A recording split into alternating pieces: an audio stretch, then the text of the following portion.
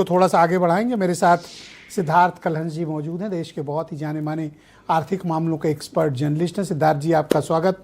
तो मुख्यमंत्री योगी आदित्यनाथ के सिंगापुर और जापान विजिट के पहले दिन का एनालिसिस आप किस तरह से करते हैं कि उत्तर प्रदेश को क्या हासिल हुआ इससे? ब्रजेश जी, सबसे पहले तो आपको बहुत बधाई कि दावोस के बाद अब सिंगापुर और जापान जो है भारत समाचार पहुंचा है। और एक तरीके ये पहल भी हमने कहा शुरू की जाए। जो एक मोनोपोली थी दिल्ली की कि अक्सर वहाँ से लोग जाते थे, अब वो मोनोपोली टूटी है और बहुत बेहतर कवरेज वहाँ से हो रही है।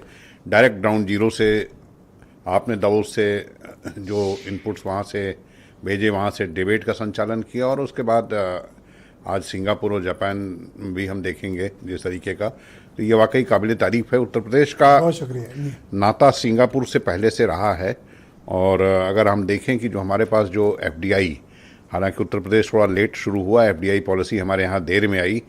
हमारे यहाँ होने वाले कुल निवेश में एफडीआई जो है उसकी तादाद बहुत कम रहती थी, लेकिन जो भी रहती थी उसमें सिंगापुर और मॉरिशस जैसे कंट्रीज़ का जो शेयर था वो हमेशा से ऊंचा रहा है।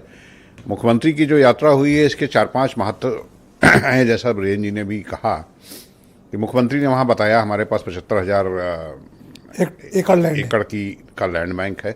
34 सेक्टोरल पॉलिसी हैं जो बहुत महत्वपूर्ण है कि हर अलग अलग सेक्टर के लिए हमारे पास ग्रीन एनर्जी के लिए अलग पॉलिसी है, हाइड्रोजन के लिए अलग पॉलिसी है, लॉजिस्टिक के लिए अलग पॉलिसी, और अलग अलग पॉलिसी में sector specific incentive, rebate, soaps, ये सारी चीज़ें दी जा रही हैं जो कि हमारे ख्याल से सबसे ज़्यादा इम्पॉर्टेंट है।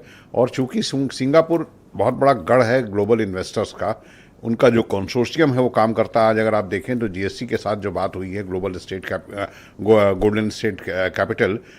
स्टेट कैपिटल एक कंसोर्शियम है जो कि बहुत जो इन्वेस्टमेंट को फेलिसिटेट करता है और 8,000 करोड़ का उसने एक कमिटमेंट किया है कि हम यहाँ डेटा सेंटर में लगाएंगे।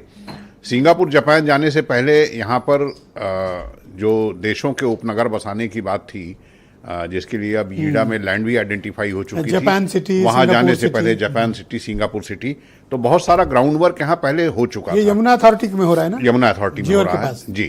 तो इसलिए बहुत सारा ग्राउंड वर्क हो चुका था और अब उनकी फसल, जिसे कहते हैं ना, फसल काटने की बारी थी जब मुख्यमंत्री वहाँ सिंगापुर पहुँचे हैं। और वहाँ जाकर खुद मुख्यमंत्री ने बताया है कि हमारे पास क्या क्या सुविधाएं मौजूद हैं, कौन से रिबेट, कंसेशन। रिस्पांस कैसा रहा है? जो मीडिया मुझे लगता है आप इस रिस्पांस का आकलन कैसे करते हैं, जो खबरें या जैसा आपको एम्बियंस दिखा? देखिए, बीरेन जी ने जो बताया कि कल जब क्लोजिंग होगी सिंगापुर विजिट की तो 2 लाख करोड़ के आसपास के इन्वेस्टमेंट की बात उन्होंने कही है। आज की शुरुआत जो हुई है, पहले दिन जो होता है एक कर्टसी मीटिंग होती है, B2B मीटिंग्स का सिलसिला थोड़ा देर में आज शुरू होता है। पहले दिन तमाम वहाँ के राष्ट्र के जो जिम्मेदार लोग हैं उनसे उनकी मुलाकात हुई, प्रधानमंत्री से और विदेश मंत्री से। B2B मीटिंगों का दौर कल कायदे से शुरू होगा, जहाँ बहुत सारे समझौते वो मूर्त रूप लेंगे, वो आकार लेंगे। तो मुझे लगता है कि सिंगापुर शायद जापान से ज़्यादा इन्वेस्टमेंट हमें सिंगापुर से मिल सकता है, क्योंकि सिंगापुर में इन्वेस्टर्स का एक पूरा कार्टेल काम करता है जो अलग अलग इलाकों में ये एक्सप्लोर करता है कि कहाँ हमारे लिए, अभी जो मनीष जी बता रहे थे कि कहाँ हमारे लिए इन्वेस्टमेंट फायदे का सौदा साबित हो सकता है। और एक बात और भी मनीष जी ने जो कही थी, हम जानते हैं इन्वेस्टर समिट को गुजरात के नाम से सबसे पहले गुजरात में शुरू हुआ, उससे पहले शंघाई में होता था, फिर गुजरात में शुरू किया था। रेट ऑफ कन्वर्जन जो MOUs का है वो उत्तर प्रदेश का जो पहला इन्वेस्टर समिट हुआ था, अगर वहाँ से शुरू करें, उत्तर प्रदेश का गुजरात के मुकाबले 2 गुना है।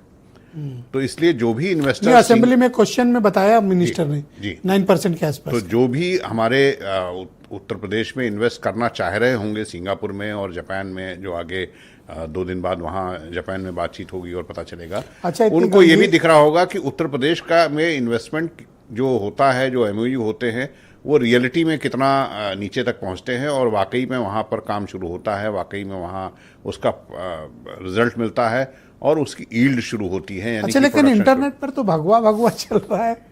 वो एक कपड़ों को लेकर बड़ा जिज्ञासा है। चूंकि सिंगापुर में क्या सब समझ रहे थे योगी जी टाई कोट पहने? नहीं, वो संभव ही नहीं था और मुझे नहीं लगता है कि योगी जी जिस उससे आते हैं, सेक्ट से आते हैं, वहाँ वो स्वयं इस चीज लोगों को पता है। मैं क्या लग रहा था कुछ तो कपड़े बदलेंगे। लेकिन मुझे लगता है कि एक तो सिंगापुर में इंडियन डायस्पोरा, जैसा आपने जिक्र किया, आप दावोस गए थे, दावोस में उतना मजबूत नहीं है था, लेकिन मतलब सिंगापुर में मजबूत है, वीरेंद्र जी ने हमें वीडियो भेजा था। सिंगापुर में बहुत मजबूत है। सिंगापुर में एक तरीके का आप ये कहते हैं सेकंड थर्ड लैंग्वेज के तौर पे लोग वहाँ हिंदी का इस्तेमाल करते रहे हैं। तमिलियंस की बहुत बड़ी संख्या है, मतलब भारतीयों में तमिलियंस काफ़ी हैं। एक तमिल का एक वो भी बसा हुआ है, मोहल्ला जैसे कह सकते हैं, जिस लिटिल इंडिया आप का वो। दुबई और सिंगापुर जाओ ना तो आपको लगेगा नहीं आप इंडिया से बाहर आप इंडिया से बाहर हैं, ऐसा लगेगा कि इंडिया की बहुत व्यवस्थित और बेस्ट सिटीज हैं ये। तो मुझे लगता है कि सिंगापुर से जो जी। भी विदेशी दौरे हमारे हो रहे हैं उसमें सिंगापुर से सबसे बेहतरीन नतीजे हमको मिलने वाले हैं। बहुत शुक्रिया सर, हमारे साथ कृपया बने रहिएगा, इस डिबेट को आगे बढ़ाएंगे। डॉक्टर